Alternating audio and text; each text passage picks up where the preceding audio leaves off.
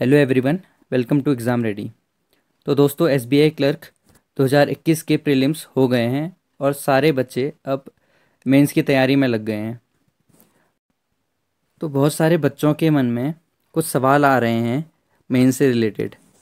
तो वो सवाल हैं, एसबीआई क्लर्क के सेफ़ अटेम्प्ट क्या हो सकते हैं, मेंस की एग्ज़ाम डेट क्या रहेगी, वो पोस्टपोन होगा या नहीं, हमें रिज़ल्ट का वेट करना चाहिए या फिर मेंस के लिए प्रिपेयर करना चाहिए, और प्रिपेयर करें भी तो करें कैसे, और सब्जेक्ट वाइज स्ट्रेटजी क्या रहनी चाहिए। और जो बड़ा सवाल है वो है जनरल अवेयरनेस सेक्शन के लिए।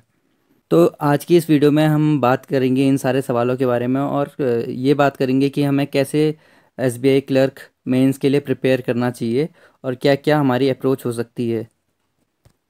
तो सबसे पहले बात करते हैं सेफ़ अटैम्प्ट्स के बारे में। तो अगर आपके अटैम्प्ट 60 प्लस हैं प्रीलिम्स में, तो आपने डेफिनेटली मेंस के लिए तैयारी करनी चाहिए, क्योंकि जो एग्जैक्ट कट ऑफ है वो कोई भी नहीं प्रिडिक्ट कर सकता। एग्जैक्ट कट ऑफ या तो कम भी हो सकती है, हाई भी जा सकती है, वो वैकेंसीज़ पे डिपेंड करती है। बाकी अगर आपकी स्टेट की जो लास्ट ईयर की कट ऑफ है उसके आसपास भी आपके अटेम्प्ट हैं, तो आपको डेफिनेटली प्रिपेयर करना चाहिए। तो जो अगला सवाल आता है वो है मेंस के एग्ज़ाम डेट के बारे में। तो बहुत सारे कन्फ्यूज़न हो रहे हैं कि जुलाई 31 को ही मेंस होना है, जैसा कि एसबीआई ने पहले डिक्लेयर कर दिया है अपने नोटिफिकेशन में, या फिर पोस्टपोन होगा। अब जैसा कि आप लोग सब जानते हैं कि बहुत सारे स्टेट्स में कोविड-19 के जो लॉकडाउन की वजह से कई जगह पोस्टपोन हो चुके हैं, एसबीआई क्लर्क के प्रीलिम्स भी नहीं हुए हैं। तो मोस्ट लाइकली तो ये पोस्टपोन होने के चांसेस बहुत ज़्यादा हैं। पर हमें एग्ज़ाम डेट जब तक एसबीआई खुद डिक्लेयर नहीं करता मेंस की, तब तक हमें एग्ज़ाम डेट 31 जुलाई ही मान के चलनी है, और आपने उसी के हिसाब से प्रिपेयर करना है। क्योंकि एसबीआई जब तक नहीं बोलेगा, बाकी कोई भी बोल ले उससे कुछ फ़र्क नहीं पड़ता। तो आपने 31 जुलाई के हिसाब से प्रिपेयर करना है। आपको आने वाले वीक में डेफिनेटली एग्ज़ाम डेट्स के बारे में पता चल जाएगा, क्योंकि मिनिमम 10 दिन का गैप तो देता ही है एसबीआई आपको मेंस के प्रिपरेशन के लिए। तो अगला सवाल आता है कि क्या मैंने मेंस के लिए तैयारी करनी चाहिए या फिर मैं रिज़ल्ट का वेट करूं। तो इसका डायरेक्ट आंसर है कि आपके पास कोई भी टाइम नहीं है बचा। आपके पास टाइम बहुत लिमिटेड है, और इस लिमिटेड टाइम में आपने बहुत सारी चीज़ें पढ़नी है, बहुत सारी चीज़ें रिवाइज करनी है। तो जितना ज़्यादा टाइम आपको मिले उतना ज़्यादा बेहतर है। और अगर आप डेफिनेटली इस साल अपना सिलेक्शन चाहते हैं, तो आपको अपना सिंगल ड्रॉप ऑफ टाइम भी वेस्ट नहीं करना है, और हर सेकंड को कंज्यूम करने की कोशिश कीजिए। तो अब बात करते हैं हम कैसे मेंस के लिए प्रिपेयर कर सकते हैं। तो सबसे पहले बात करते हैं मॉक टेस्ट के बारे में।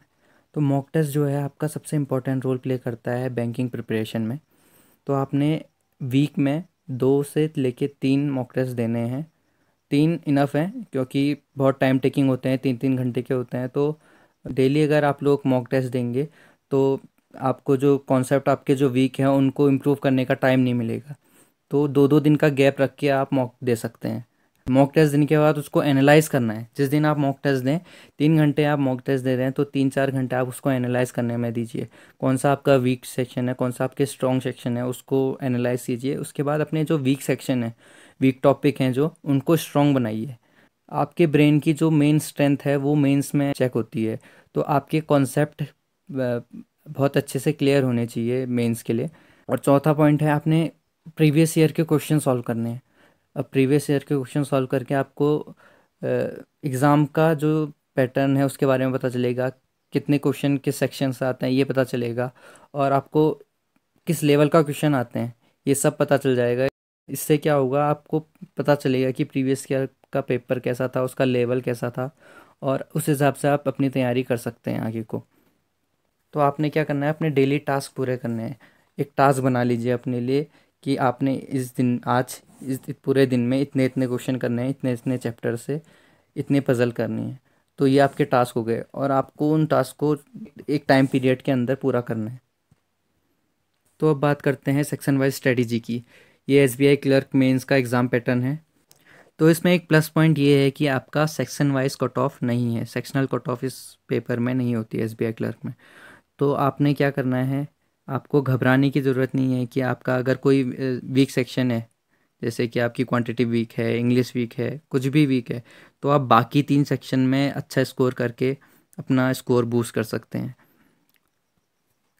जनरल अवेयरनेस या फिर करंट अफेयर्स आपको एक एज देती है आपकी प्रिपरेशन में, क्योंकि बाकी सारे सेक्शन हैं उस वो सब लोगों ने पढ़े हैं, सब बच्चों ने पढ़े हैं, और बहुत ज़्यादा आप डिफरेंस ला नहीं सकते। इंग्लिश में आप थोड़ा बहुत डिफरेंस ला सकते हैं, बाकी क्वांट और रीजनिंग में आप कुछ ही डिफरेंस ला पाएंगे 5 से 10 मार्क्स का। तो जनरल अवेयरनेस आप जितना अच्छे से पढ़ेंगे तो आपके सिलेक्शन के चांसेस उतने ज़्यादा हैं। जनरल अवेयरनेस 50 मार्क्स का होता है। अगर आप 30+ कर रहे हैं और अगला बंदा जिसकी क्वांट बहुत अच्छी है उसने 15+ किए हैं, तो आपने उससे 15 जो आपका क्वांट में कम थे आपने वहाँ जनरल अवेयरनेस में अ, आगे कर लिया। तो ये जो मेन रोल है जनरल अवेयरनेस का मेंस में। अगर आपको सिलेक्शन चाहिए तो आपने 7 मंथ का पढ़ना ही पड़ेगा, 6 मंथ का पढ़ना ही पड़ेगा, तभी आपको एक एज मिलेगी, तभी आप 35+40+ स्कोर कर सकते हैं जनरल अवेयरनेस में। आगे बात करते हैं बेस्ट सोर्सेज की। अब बेस्ट सोर्सेज यार, टेलीग्राम चैनल सबसे अच्छा सोर्स लगता है मुझे, क्योंकि टेलीग्राम में बहुत सारे चैनल हैं, उसमें आपको बहुत सारी पीडीएफ वगैरह मिल जाती हैं। गूगल में आप अगर सर्च भी करें किसी भी टॉपिक, अगर DI mains level DI search कीजिए, गूगल में आपको बहुत सारी पीडीएफ मिल जाती हैं। बाकी करंट अफेयर्स के लिए मैंने जो प्रिपरेशन करी थी मैंने स्टडी आईक्यू एजुकेशन से की थी। तो टेलीग्राम में उनका चैनल है स्टडी आईक्यू एजुकेशन, उसमें वो मंथली पीडीएफ डालते हैं, आप उस मंथली पीडीएफ को पढ़ सकते हैं। तो आपको सब्सक्रिप्शन लेने की ज़रूरत नहीं है, आप अगर मंथली पीडीएफ, क्योंकि आपको डेली वीडियोस देखने का टाइम अब है नहीं, क्योंकि बहुत कम टाइम बचा है, तो आपको पीडीएफ वगैरह से ही पढ़ना पड़ेगा। और आपने अगर नोट्स बनाए हैं, कंटिन्यू आप करंट अफेयर पढ़ते आए हैं, तो ये और भी अच्छा है। ये सारे सोर्सेज आपको फ्री मिल जाएंगे, फ्री में मिल जाएंगे, तो आपको इसमें कोई भी पे करने की ज़रूरत नहीं है।